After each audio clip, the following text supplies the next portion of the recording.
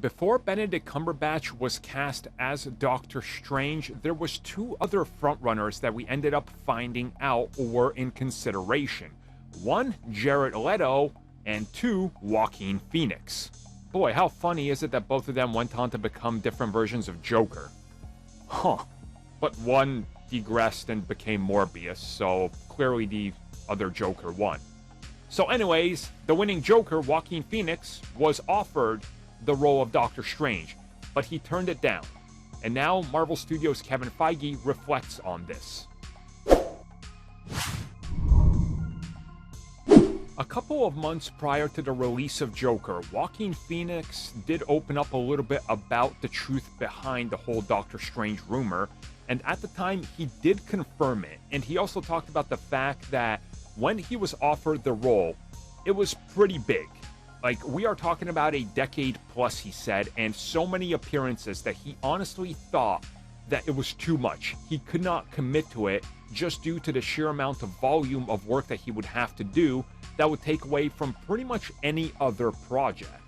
And we learned that recently Marvel Studios has decided to not do that anymore and essentially do things one or two at a time, so they don't feel like that they're forcing these actors to literally like dedicate 10 to 15 years of their life at once to the studio.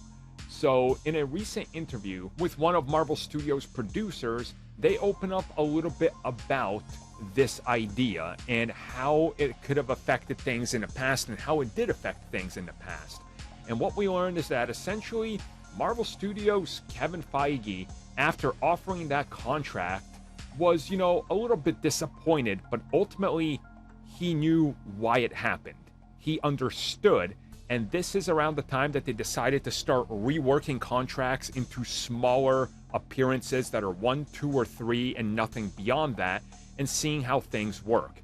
And essentially it all boils down to Joaquin Phoenix talking about some of the things that surrounded, him at the time, dream roles, but also the state of the industry and what was going on with old news, the news currently, and what the future could hold. And he just didn't find himself as committed as he could towards delivering what he think they constantly needed.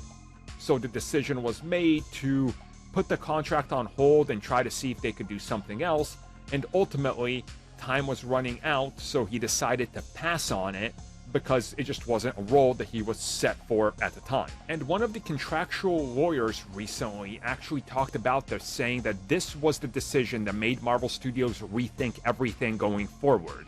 If actors are not willing to do this, then that means we're probably doing something wrong. So we're going to do a per actor, per contract, per film basis, essentially, where we see what they're worth, and then we analyze that and go, well, what can we provide that nobody else can, and what do they provide us? Ultimately, the decisions are now kind of in the hands of all the parties agreeing on shorter-term contracts, and Joaquin is really to thank for this because him deciding to pass on it because there was just too much work led them to make the choices that they have, which I think most people will agree are probably pretty smart.